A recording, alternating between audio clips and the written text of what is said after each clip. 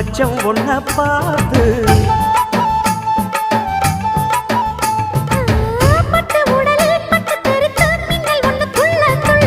வெக்கம் துடிக்க விளக்கணைக்க ஜன்னல் கண்ணை மூடிக்கொள்ள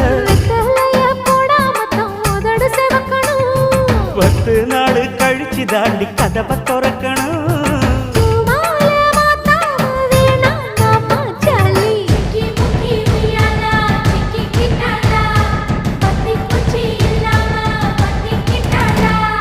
மச்சாங்கிட்ட முந்தானைய தந்து வப்பாளா